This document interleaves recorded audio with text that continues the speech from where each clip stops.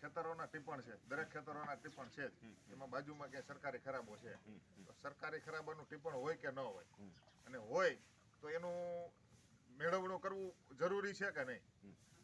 જુઓ, કોઈ પણ જમીન છે ને, હિન્દુસ્તાન આખાની જમીનની વાત કરું છું, જો કે આપણે અત્યારે ગુજરાતનું લઈને બેઠા છીએ, કોઈ પણ જમીન ગવર્મેન્ટના રેકર્ડમાં માપ્યા વગરની છે જ નહીં. જમીનો અલગ અલગ 3 પ્રકારની શિડ્યુલમાં વહેંચણી કરો તમે. એક પ્રાઇવેટ માલિકીની જમીન, જેને આપણે રેવન્યુ સર્વે નંબર કહીએ છીએ.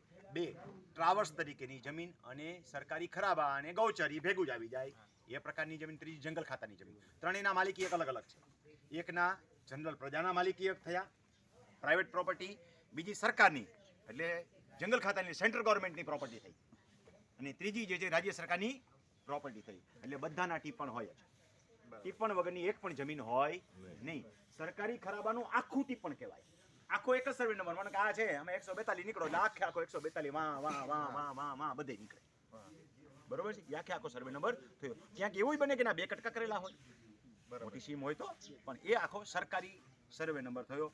તમે જ્યારે જગ્યા દબાવેલી હોય તો સરકારી ટીપણ વાળી જગ્યા માપણી કરતા તમારું નીકળે કે આ જગ્યા જે છે તમે પ્રાઇવેટ વાળાએ સરકારીને દબાણી છે, પણ એ બહુ નાનો મોટો બહુ ગુનો થતો નથી. કેવા સંજોગોમાં ન થાય, અલગ પ્રશ્નમાં જવાબ આપીશ. તમે ખેતી કરતા કરતા જરાક સરકારી જમીનમાં વ્યા ગયા છો, ઈરાદાપૂર્વક વ્યા ગયા છો, અને 2 વીઘા જમીન, 2 એકર જમીન વાવી ખાવ છો, તો તમે કાંઈ મર્ડરનો ગુનો કરી નાખ્યો નથી. એટલી બધી ચિંતા કરવાની જરૂર નથી. તમને નોટિસ મળે ત્યારે ખાલી કરી દેવી.